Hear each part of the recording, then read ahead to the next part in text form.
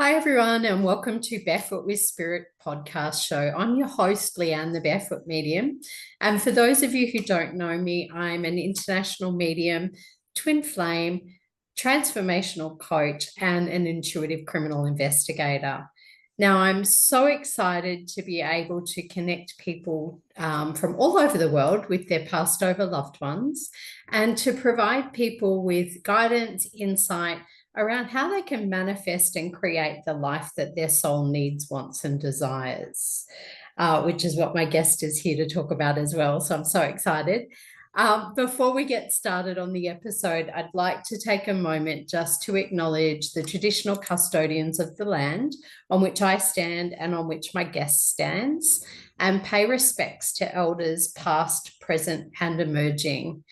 And I extend that respect to all Aboriginal and Torres Strait Islander peoples and First Nations peoples from around the world.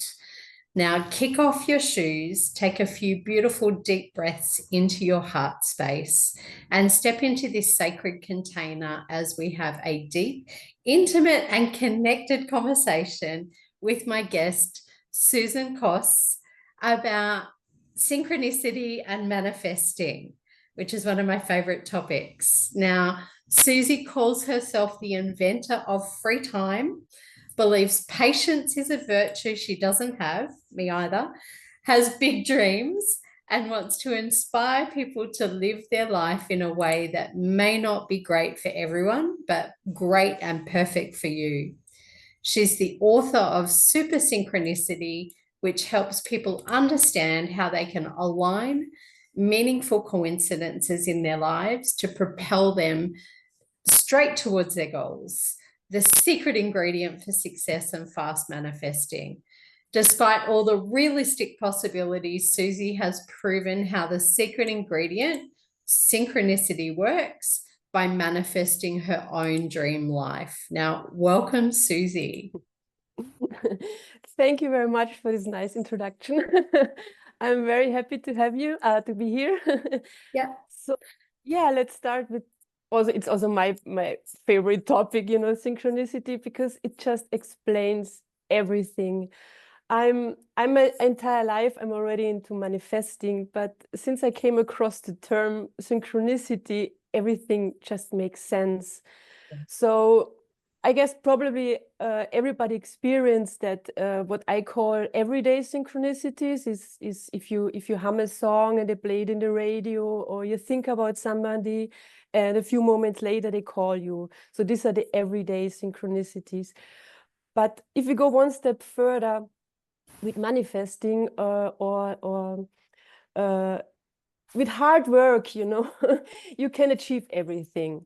But at the end, for me, it's always these little twists or solutions you didn't even think of. These are the accelerators for real rapid manifestation. And without these little twists or lucky chances, it's just hard work and exhausting. So Yeah. and just yeah. So tell me first, before we really dive into synchronicity, how it works, and your experiences with it, tell me how you got started on this particular journey. So tell me a little bit about your background and how you've come to be doing the work that you're doing. For me, it started out what you call nowadays the lucky girl syndrome. Like you see these girls on the social media, they just have everything, they travel around the world. And 20 years ago or 25 years ago, I was this lucky girl without knowing it, because everything just fell into place for me. I got a nice job. I never applied for a job in my life. And I remember it started with the boat business, It was, I just finished university. I was sitting on a short Bali holiday. I was sitting on a beach with my boyfriend at the time, and he was already into coaching. And he said to me, may I ask you a question? So if you have a magic wand, what would you wish for? And I was, sitting in Bali on the beach. I was, I want to live in Bali. It's so cool here. And if I live in Bali, I want to have a ship. And in the beginning, he was laughing at me. But for me, it was so strong, and it was real, and it really happened, and it happened like that. Because both of us, we are not from rich families. There was no money background, nothing. But we started looking for boats, and then we found these famous boat builders. We was, oh my goodness, we can build a boat by ourselves, quite cheap, you know. It was, I think it was 200,000 euro at the time what we got from the bank. It's not a lot of money for a boat, but it was a huge amount of money for us at the time. Yeah. So usually you don't get a credit for a boat in Indonesia. But somehow we got it. We found a bank in the capital of Austria, and yeah, we just did it. And I guess it took 1 year, and then we finished the boat. And I guess you remember there was this terrible tsunami. And at the same time, the Bali bombing, many Australians died in this discotheque. And that was exactly the time when our boat was finished in the harbor. Wow, I just got goosebumps. Exactly. Yeah. But, you know, it was, for us, it was a lucky twist, because all the tourists disappeared from one day to another. The only tourists that remained were the divers. And I hated diving. I was afraid of diving at the time. So anyhow, there was not a solution. We called the bank. We said we need a little bit more money to adjust our boat for diving. We made a diving course. And then our success went like this. We were the only boat in this remote area, and we were operating it for almost 11 years. Wow. It was incredible. And the time came, we wanted to sell the boat, and we couldn't find buyers. So I decided, oh, I'm just going to make a yoga teacher training. Bali at that time was the best place. And at this yoga teacher training, I met a girl, and she and her boyfriend, there was for sure also a lot of synchronicity in it, that they got the money too. So they bought the boat, and they just took it over. And this was the time when I started realizing, oh, there is something, it went so easy, and it went so quick. So I started thinking, and at that time it was still manifesting, and I was in the power of thoughts and the secret and all this stuff.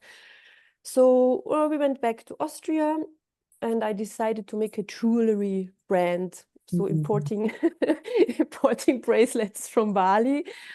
I made a woman's charity project to make the bracelets. But with the boat, when we started to talk about the boat, people were laughing about us because they didn't believe us.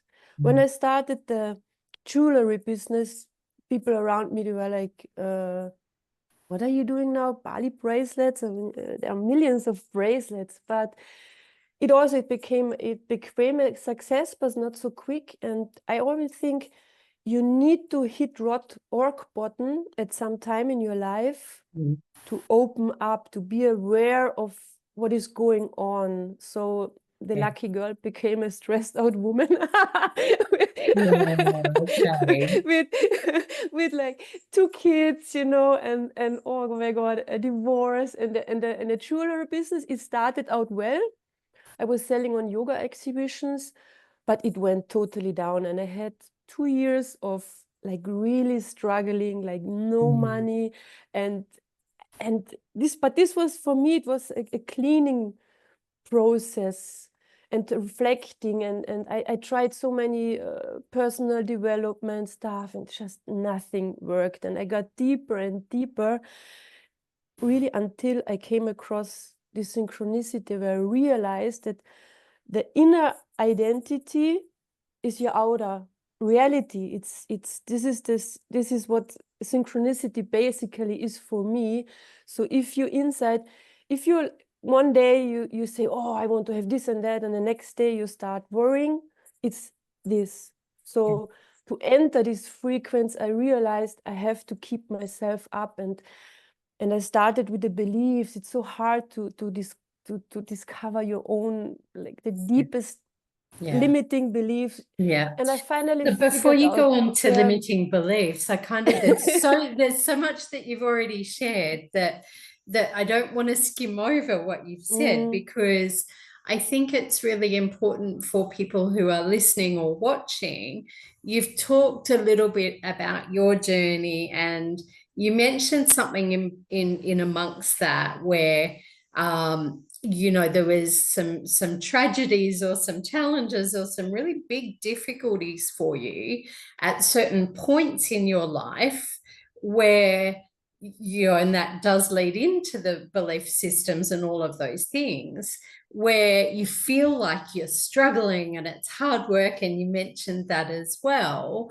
And I want to talk a little bit about when you're in that, how does it feel? Because I know that there'll be some people who are watching or listening who are in amongst that. And I know that it's often that clearing out and preparing you and getting you ready for a doorway, a massive doorway that's going to open for you.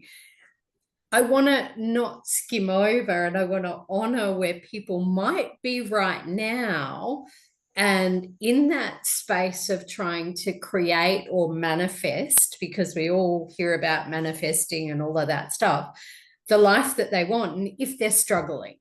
And I love how you talk about, the up and down. I often talk about the wobble. Oh, so you're doing a wobble. So you're wobbling. That's okay. What do we need to look at that is wobbling you in amongst it? So talk to me a little bit about how it felt for you in those challenging and difficult moments. Yeah, it's dark.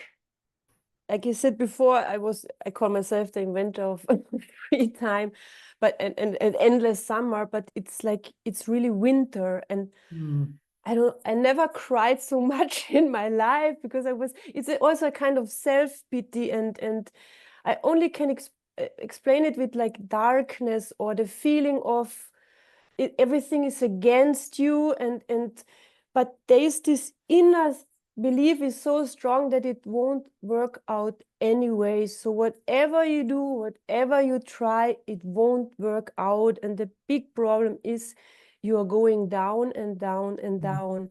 And it's, for me, is the repeating of the thoughts, because I realized whatever I do or whatever I did, and it started again. You go through your problems, you go over and over and over, and it's like a habit, and it's like nourishing the darkness. So this is when I realized it's not about like sending a wish to the universe. There must be a reprogramming. And if it doesn't happen by itself, or if there is no luck in your life, there must be somehow a way to get the positive thinking back. Because I realized when I was this intuitional lucky girl, I had no doubts, I was just sure. And there were problems, there were like really massive problems, money-wise and everything. Just imagine this huge boat, Yeah. But Yeah. I was so sure about it, and it didn't really, it was like, okay, this way doesn't work, and 5 other ways opened up. Yeah. So I realized it's also a how addiction, because in this time I was in a how addiction. I had in my mind, what has to happen before I go there, and this is so sick, because you have to get rid of it. You have to focus on the what, and the how. Keep it open, because all the lucky chances or the doors, they are there, but you don't see them. You are like this. And so I realized I have to start. This is where I started to recreate my own thoughts. And it's not, you have to repeat it all the time. And the same time you were spiraling yourself down, it takes to get you up again, because you have to override it. And this is what I say, this is the internal work. And it's, for me, it's really 90% happens here and here, and it's 10% in the outside. Because if you are aligned, and if you are clear and happy, the actions you do, it's just a few, but they just work. So, and this is when I started to get myself really like take myself out of it is I started repeating and taking care of my thoughts. And not only the thoughts, it was also this, I think, the emotion to get yourself, and this is why I call it the frequency, because it's a frequency. It's what it's like you're radiating. And I also told myself things, oh, I'm shining from inside to the outside, and I kept my mind busy all the day. And this is the work you have to do, and this is your own responsibility. And I'm sure you can do it. Everybody can do it, but you need to make this is a decision. And it's not just a decision on one day. It's, oh no, no. This is I still remember from each big project or dream, there was this special day of the decision. I still have many wishes or dreams, but I'm not focusing on it. But if I really feel and I really make the decision to do it, then you have to work on it and you have to stay into it. Yeah. And I love how you talk about making a decision, because, you know, lots of people talk about manifesting being sending those wishes out to the universe and or the divine or spirit or whatever it is you want to call it. You know, wishes are fine. We can wish and wish and wish and wish and wish and wish. And then what? And so I love that you talk about a decision, because decisions have a more powerful and a stronger frequency and vibration to them than a wish, a wish, a wish, a wish. And I'm saying it that way for a reason, because sometimes that wishing is just not anchored in or grounded into anything. Whereas a decision is right, here's what I want, here's what I like. There's power behind it and there's intention behind it. So I love that you mentioned that, because lots of people think about manifesting as just send the wish out and then off you go. And your thoughts, you know, creating. And I also love that you, and we'll get back to the thoughts in a minute, I love that you mention the vibration or the frequency in amongst that, because I think that's the bit that gets missed with lots of people that talk about manifesting. You know, they think that it's just here, that heady stuff and the logical brain. Yeah, it's actually from the heart. And if, you know, and I'm sure this is the case for you, and I've got, you know, had many experiences with synchronicity as well. And you and I have a similar story about the living in a different country and that sort of thing as well. And a difficult and challenging experience prior to that happening for me that led to a really awesome and powerful opening of a door that's got me where I am today. So, you know, I love that you mention emotion, because when we desire something or when we make a decision from our heart rather than from our head or our logic or our fear or our ego, that some people might call it, we can often wish for things that meet society's expectations or teachers or family members or other people's expectations of who we should be in the world. And I use that should on purpose. And I love that you talk about going into that spiral of darkness in the winter. And, you know, people call that, you know, in different places, going into that inner world and doing that healing work, or healing the inner child or the woundedness or the patterns or the whatevers that might be there. And that dark night of the soul that some people talk about, and I've had many of them along the way. And I think that's important for people who are listening or watching to know that no matter where you are in your journey, there will be those dark nights of the soul sometimes that you get an opportunity to sit and be with yourself and be present with yourself, and really look at what those thoughts are and what the emotions are that are sitting there, so that you can align yourself with where you're going and your next highest step. So Yeah. yeah. There's one thing I want. What helps me a lot is to think about these moments like beautiful. It's a beautiful distraction. Mm. It's necessary, because maybe you're on the wrong path, but sometimes these total distractions, it's beautiful because it's necessary to clean out just everything and start up from new. It's always easy, like now when you overcame it, it's easy to look back and oh my god. But when you're in it, and then to think about it, okay, it's just, this is a total cleanup. This distraction is necessary it's like your new base. And if there's still old stuff hanging around, limiting you, you have to destroy everything. And this is the point where I was. Everything was destroyed. The relationship, the business, just everything.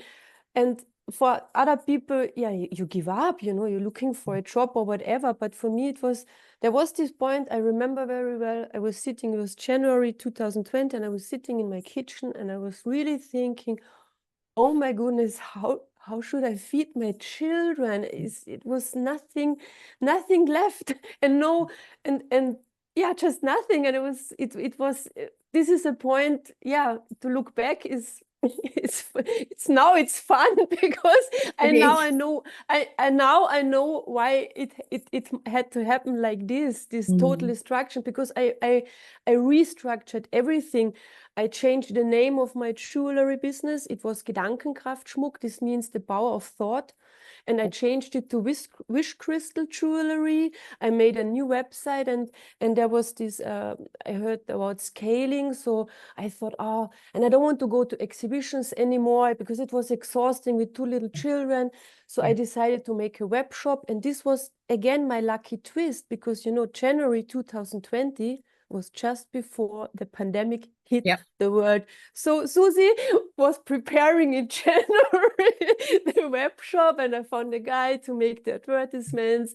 And my formula, what I did at that time, because I realized I cannot get rid of all my limiting beliefs. So the only thing I can do is to override it with new stuff. Also with the inner child. I will be never able to find all the old stuff. So I just decided I take my little self with me. I say, oh, we are doing this now. Are you in? Yeah. And the timelines, and this is what I repeated all the day. And I wrote down, I want to have in March 10,000 euro turnover, and 6 months later 100,000, just like that, crazy, with no how. Just I want to have this. This is what I need. And it was incredible. Okay, it was the pandemic, but my online shop with the jewelry, there were the 10,000, and in July 2020, in the middle of the pandemic, we hit the 100,000 per month with like little bracelets, like wow. and also important for me is not to listen to people around you, or not to tell them everything. It's so hard, because, or still, when my mother heard that I sold the jewelry business, she was like, oh my goodness, what are you going to do now? You go back you worked at the newspaper or in a bank. I was like, huh? No. No. So this is you talk to people who you understand you, or they went through the same thing, but don't talk to anybody, to all the people around you. It's so, oh no. Yeah, and I think that's really important, because we've got to protect and really connect with those desires, or those needs, or those dreams, and how we nurture them is, and I love you talk about, you can't get rid of your inner child, No. and sometimes there's woundedness that will come up with that, and it's just about taking your inner child with you along that journey. So I love that. And you know, I've shared on many podcasts about a little bit of my journey in living overseas for 3 years and meeting my husband and all of that. In the lead up to that, there was, similar to you, a relationship that had broken down, but there was back and forwarding and still not letting go, and there was a lot of me resisting and not opening because I was stuck in there. How do I do this? And what am I, all of that. And, you know, my synchronicities and things that took place were happening for me while I was in it. I didn't realize that. And, you know, it wasn't until I got to a point where I didn't know how to put food on the table or, you know, pay my bills or pay my mortgage or put petrol in the car. And so I was like, okay, well, there's clearly a decision. And I sold a property and bought another property and there were problems with it. And I went, you know what? Hard. I do not do hard. And so that's been a lot of my learning in amongst it. If something is hard or challenging or difficult, stop, pause, ask yourself some questions. Is this really what I want? What is the challenging or the difficult communicating with you? Because it's a message for you to look at something differently, or maybe there's a different opportunity that you're not seeing, or whatever it might be. So I sold my property. I packed and was thinking, okay, well, I've never gone overseas and done an adventure and lived overseas, and I was older then. And so I thought, all right, I'll just pack some bags and put my things in storage. The person who purchased my property wanted all the furniture. Synchronicity. So saved me time in having to put things in storage. And so I took 2 suitcases with me, and I went to South America and was in Colombia. I had no idea how I was going to make things work. I knew a little bit of Spanish, but not much. Was in an apartment that was way too far out of town, and so I couldn't go into the city and just walk, and I'd have to get a taxi. So it was impractical. And a month after I was there, I had a little bit of a dark night of the soul and a conversation with my guides and spirit and the universe, and went, right, I've made a decision. We are not staying here. Let's move. Where am I going? And just allowed it to be shown to me. And ended up in a hostel that I'd stayed in there previously and knew the owner. And when I walked in, there was a gentleman on the reception desk who wasn't meant to be there either, through synchronicities, and he is now my husband. Yeah, this is how synchronicity works. Right. But you have to be open. This is what you said, this is the openness. And I have a funny story, because you talk about the twin flames. Yes. And okay, so the money story with the jewelry business was checked. And I went into because, you know, if you're single for a while, my girlfriends, they started like, oh, you have to go out, you have to dating. And I was so fed up with this. And I said, and it was also the pandemic already. So I was like all the time, no, I'm not going anywhere on purpose to meet somebody. And I remember there was one girlfriend, she was saying it again. And I was so fed up already. And I said, you know what? I will let him, they will deliver him to my house, you know, so just leave me. But it was so fun, because there were so many synchronicities, because with my jewelry business, I had to make photo shootings all the time. You need always new pictures. So like once a month, I did it with a female photographer, because I thought, okay, it's female. We have the women charity and the customers are women. So I need a female photographer. So I was, and she got sick for quite a long time. And so I was looking around for a new female photographer. I tried out 2, and it just didn't work out. So I was asking around, and one name came across a few times, and I was like, oh, a guy, you know. And then again, I was waiting, and I realized in Instagram you need videos. So I start asking around for videographer, and again the same name come across. Okay, he give me the number, and I call this guy. And it was funny because sometimes I realized always, like, I saw the wood or forest.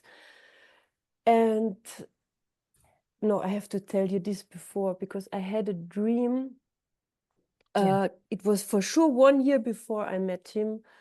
I saw it was a family table, children, and laughing, shouting, and I saw myself in the dream, and there was a man with dark hair, and I was calling out like Thomas, and he was turning to me, but I didn't see the face, and I woke up.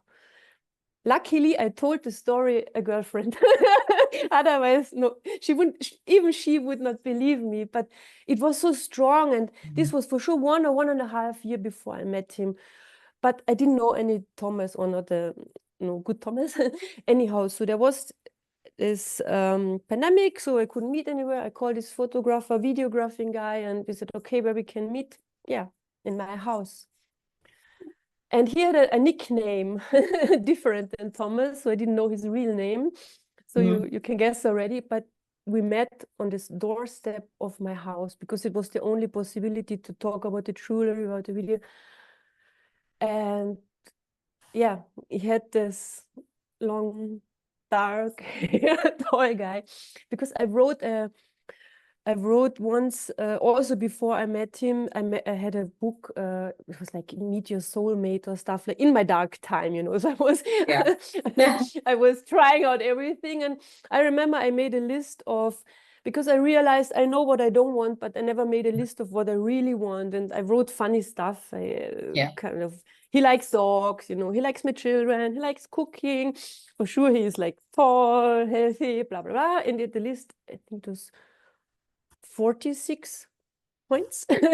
Like, and this list, you know, it was awkward, and it was I was hiding it in the bathroom drawer. And he was all of this. And I didn't realize, it was not like in the first moment, because, you know, in the pandemic he had like a beard, and he was a little bit grumpy because like shit time. But it went like this. And then it was 1 year later. We were sitting on a table. We had our children. We're now like a patchwork family. I have 2 kids. He has 1 daughter. Our daughters are in the same age, and they are best friends from the first day on. And we had some cousins and nephews around, and they were all talking around, and they were so loud, the kids, and I was like, Thomas. And it hit me, you know, because it was exactly that situation. And I think I was waiting another 6 months to be brave enough to tell him, because I thought maybe he thinks I'm a witch or something.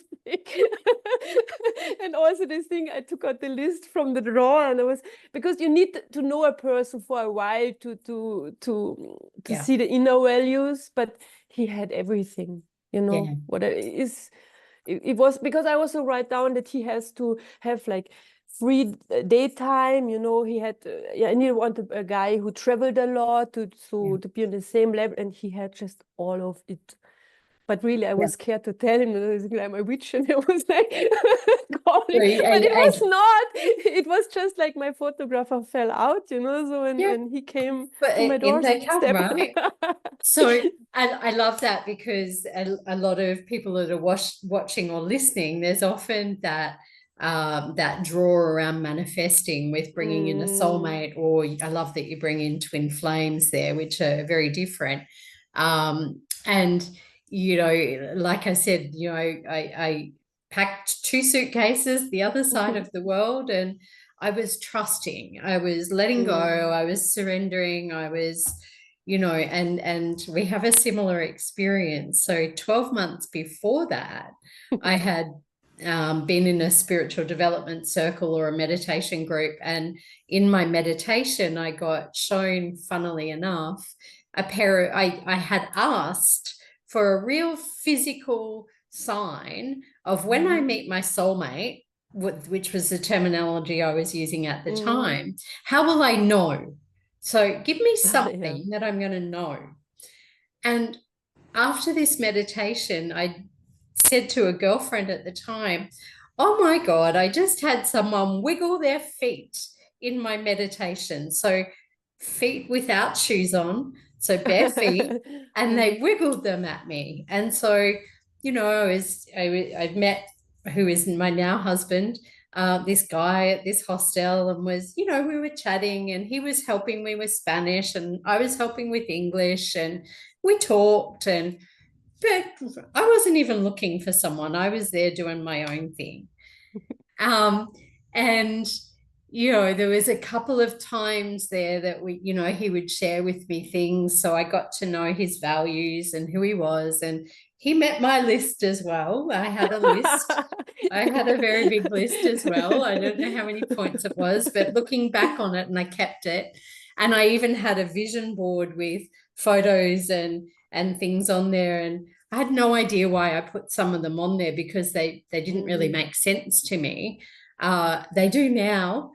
So my husband did some modeling for some clothing brands, and so I'm like, why have I got models on here? I'm not really interested in physical appearance. Yeah, they've got to be attractive, but whatever. And so it was interesting that maybe a month after I was there, he said to me, what is it that you do when you connect with clients online? So I had to have a conversation about, well, I'm a medium and I talk to dead people. And his face was and so I ended up doing a little bit of a reading for him to explain how it worked, and he took that back to his mum, who's also spiritual. She's a medicine woman, and he brought that back and said, well, this happened and this happened. It was exactly like you said. And turns out he's also a medium, so he can connect and communicate with spirit. And that's part of the twin flame journey is, you know, you're meant to work together in some way to help humanity. And, you know, there was this day, also this other day afterwards, I think maybe 3-4 months after I'd met him, where it had been raining. So in order to come to work, he'd taken his shoes off and ran into work. And I was just sitting on the sofa, looking at my phone or something, and he sat down in front of me, and I didn't even look up, but he wiggled his feet at me. And I went, oh, that's the feet. So I had to message my girlfriend and go, oh my God, do you remember what I told you? So yeah. So we have some really awesome synchronicities and information there as well. So I'm mindful of time, and that, you know, you've shared some beautiful information about what synchronicities look like and how powerful they are. Can you share with people where they can connect with you and where they can find a copy of your book if they're interested in learning more? Yeah, for sure. It's on my website, it's supersynchronicity.com, and actually it's on Amazon. You also like audio. The audiobook it will be released very soon, but we have an ebook and the print available on Amazon right now. Because I started out in German, you know, so the German market was easy for me. But it was a quite a quick success because of my followers from the jewelry. So yeah. Now so the English for market anyone is that's on. watching, and I do have some clients that are in that area of the world, so if you're interested in the book in German, then go and check that out as well. And you know, obviously there's an English version. We'll put the link to your website and where they can find a copy of your book in below this episode. Thank you so much for sharing and bringing your beautiful, joyful energy to the space, and reminding people that if you feel like you're in a challenging and difficult circumstance, to think about, you know, how you can take that beautiful inner child with you, or shift your awareness into the what is it that you do want, and the moving forward. So thank you for joining me and sharing. Thank you for having me. Yes, and the book is it's really a short guide to this formula. And as you said, I kept it simple and easy. Yeah. And I'm really sure everybody can do it. And you have, if you're like in the downward spiral, it's just a cleanup. It's just a Remember cleanup. that Yeah. it's just a cleanup. Yeah. And I love that you say that, because I also talk about clean up the mess, clean up the mess. And whether it's your thoughts, your emotions, or what you've been doing, or the steps you've been taking, just clean up the mess. Clean up, And exactly. then you'll see something very different in the world around you. So This is thank the you. only way to be free and to see the coincidences. Exactly. Okay. And we can't see them if the mess is there, and we've got to clean it up so we can see them and we're open to them.